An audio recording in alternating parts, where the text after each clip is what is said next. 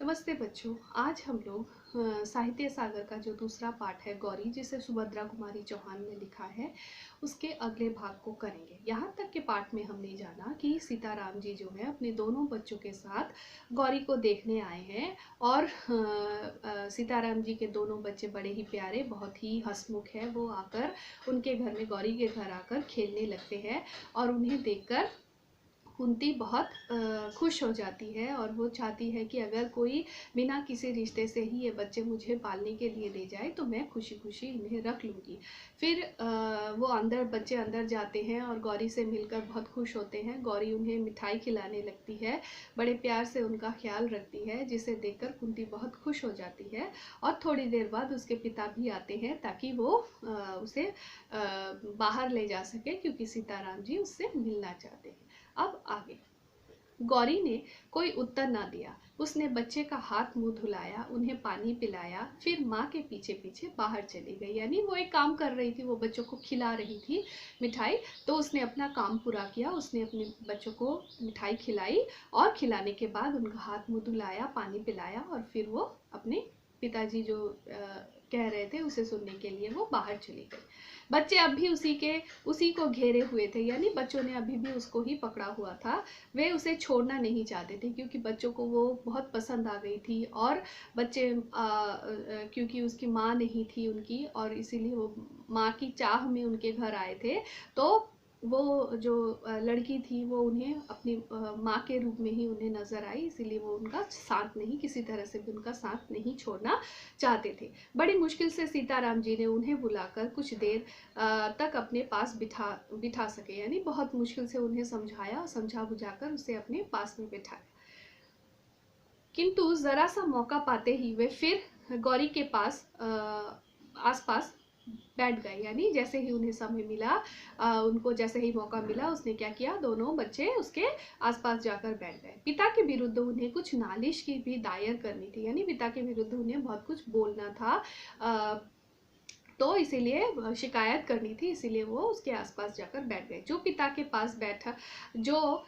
पास बैठकर ना हो सकती थी, यानी वो जो नालिश थी, शिकायत थी, वो पिता के पास बैठकर नहीं हो सकती थी। छोटे ने कहा, बाबू हमें कभी खिलौना नहीं दे लेते, यानी पिताजी हमें जो है वो खिलौना नहीं लेके देते हैं। बड़े ने कहा, मिठाई भी तो नहीं कभी नहीं खिलाते, यानी पिताजी मिठाई भी हमें नहीं देते हैं। छोटा बोला, और हमें छोड़कर दफ्तर चले जाते हैं, दिन भर नहीं आते, बाबू अच्छे नहीं हैं। यानी छोटा बच्चा जो है वो कहने लगा कि दिन भर वो दफ्तर में चले जाते हैं और वो अच्छे नहीं हैं, वो सारा दिन वहीं पे रहते हैं और हमारा ख्याल नहीं रखते हैं। तो ये सारी शिकायतें वो कर रहे थे। फिर बड़े ने कहा, माँ तुम चलो, नहीं तो हम भी यहीं रहेंगे, यानी हाँ आप हमारे साथ चलिए, नहीं तो हम भी आपके साथ यहीं पर ही रहेंगे, हम नहीं जाएंगे।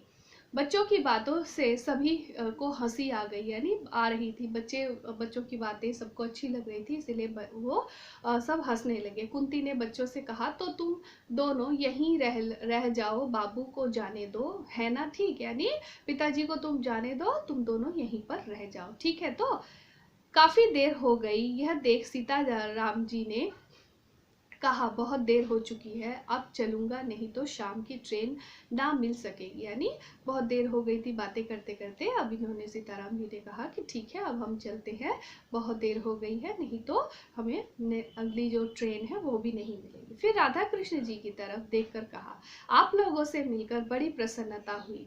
यानी फिर उन्होंने राधा कृष्ण को ये संबोधित करते हुए कहा कि आप लोग बहुत अच्छे हैं, मुझे आपसे मिलकर बहुत अच्छा लगा। लड़की तो आपकी साक्षात लक्ष्मी है, और यह मैं जानता था कि आपकी लड़की ऐसी ही होगी। यानी आपकी लड़की जो है वो बहुत अच्छी है, मुझे बहुत पसंद आई, वो एकदम लक्ष्मी है, इसीलिए मैं उससे मिलना नहीं चाहता था, इसीलिए देखने को नहीं आना चाहता था। फिर कुछ ठहर कर बोला, और सच बात तो ये है कि मुझे पत्नी की उतनी ज़रूरत नहीं है जितनी इन बच्चों को ज़रूरत है एक माँ की। यानी जो असली बात थी वही बात उन्होंने कही कि मुझे पत्नी की इतनी ज़्यादा ज़रूरत नहीं है जितनी बच्चों को एक माँ की है, क्योंकि मैंने देखा कि वो बच्चे जो हैं वो आपकी बेटी के साथ बहुत खुश है, और आपकी बेटी ने भी उनका बहुत ख्याल रखा है, इसीलिए आपकी बेटी एकदम साक्षात लक्ष्मी ही है। मेरा क्या ठिकाना, आज बाहर हूँ कल जेल में, क्योंकि वो स्वतंत्रता संग्रामी है, इसीलिए वो खुद ही कह रहा है कि मेरा क्या है, मैं आज यहाँ पर हूँ, कल कहीं और रहूँगा, कहीं और मतलब जेल में रहूँगा। मेरे बाद इनकी देखरेख करने वाला कोई नहीं रहता, यानी जब मैं चला जाता हूँ तब मेरे बाद इन बच्चों की देखभाल करने वाला कोई नहीं रहता है। यही सोच समझकर विवाह को तैयार हो सका हूँ, अन्यथा इस उम्र में विवाह कहकर वे स्वयं हंस पड़े। यानी उनको लगता था इस उम्र में और विवाह नहीं किया जाता है, इस उम्र में केवल बच्चों के लिए ही मैं विवाह करना चाहता हूँ, नहीं तो इस उम्र में कोई विवाह नहीं करता है, बोलकर खुद ही हंसने लगते हैं। राधा कृष्ण जी मन ही मन सोचा तो मेरी लड़की इनके बच्चों की धाई माँ बनकर आ जाएगी। यानी यहाँ अब 3 लोग हैं, एक है राधा कृष्ण जी, एक उनकी पत्नी कुंती और एक गौरी। तीनों राधा कृष्ण जी से मिलते हैं और तीनों अपने अपने अलग अलग उसके प्रति अपनी विचार अपने मन में ही दोहराते हैं। तो राधा कृष्ण जी जो है वो कहते हैं कि तो मेरी बेटी क्या आपके बच्चों की धाई माँ बनकर जाएगी। कुंती ने सोचा कोई भी स्त्री ऐसे बच्चों का लालन पालन कर अपना जीवन सार्थक बना सकती है, यानी कोई भी औरत इन बच्चों को अपना बच्चा बनाकर इनका लालन पालन करके अपने आप को बहुत धन्य महसूस करती है, क्योंकि बच्चे जो है वो बहुत ही अच्छे थे।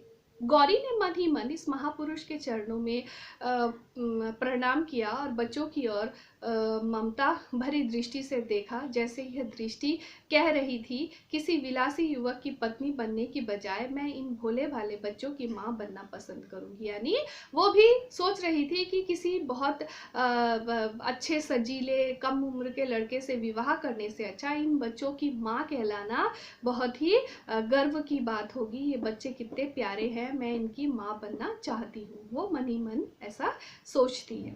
सीताराम जी को जाने के लिए प्रस्तुत देख बच्चे फिर गौरी से लिपट गए। यानी जैसे ही वो तैयार हुए जाने के लिए, बच्चे जो है वो गौरी का साथ नहीं छोड़ना चाहते थे, इसीलिए वो गौरी को लिपट कर पकड़ लिए। यदि राधा कृष्ण जी झूठ ही सही एक बार भी कहते कि बच्चों को छोड़ जाओ, तो सीताराम जी बच्चों को छोड़कर निश्चिंत होकर चले जाते। यानी सीताराम जी मन ही मन सोच रहे थे कि काश अगर इन बच्चों को ये लोग संभाल ले, अगर ये कहे कि ठीक है आप हम इन बच्चों को रख लेंगे, तो वो उन्हें वहीं पर छोड़कर चले जाते, लेकिन किसी ने ऐसा कुछ कहा नहीं।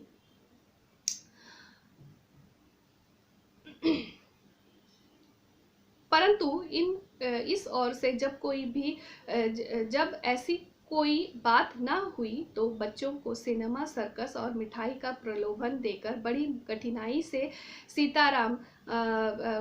से गौरी से अलग करके वे जा सके। यानी बच्चों को लालच दिया गया कि उनको सिनेमा दिखाया जाएगा, सर्कस में ले जाया जाएगा, उनको मिठाई खिलाई जाएगी, ये सारी बातें कहकर उसको गौरी से अलग करवा सके और ले जा सके, क्योंकि वो गौरी को किसी भी हाल में छोड़ना नहीं चाहते थे।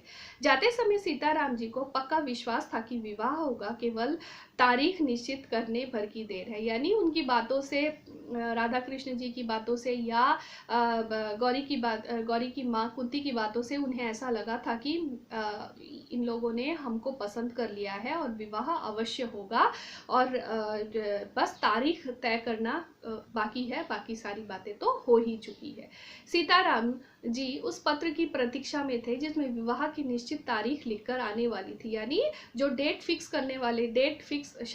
शादी के लिए जो डेट फिक्स होने वाली थी, केवल उसी पत्र के इंतजार सीताराम जी कर रहे थे, क्योंकि उनको पता था, उनको लग रहा था कि विवाह उन्हीं से होगा, तय हो गया है। लेकिन ऐसा नहीं हुआ। देश की परिस्थिति, गवर्नमेंट का रुख और महात्मा जी के वक्तव्यों को पढ़कर वे जानते थे कि निकट भविष्य में फिर सत्याग्रह संग्राम छिड़ने वाला है। यानी देश की परिस्थितियां धीरे धीरे बिगड़ रही थी, परिस्थितियां इस तरह से हो रही थी कि उनको लग रहा था कि फिर से सत्याग्रह संग्राम छिड़ने वाला है। ना जाने किस दिन उन्हें फिर जेल का मेहमान बनना पड़े। यानी ना जाने ऐसा कौन सा दिन आ जाए अचानक कि उन्हें पकड़कर फिर से जेल में डाल दे, क्योंकि वो सत्याग्रह संग्रामी थे। पिछली बार जब जेल गए थे तब उनकी बूढ़ी बुआ थी। यानी पिछली बार जब वो जेल गए थे उस समय उनकी बूढ़ी बुआ थी, पर अब तो वे भी नहीं है। यानी अब उनकी मृत्यु हो गई है, अब इन बच्चों का ख्याल रखने के लिए भी कोई नहीं है।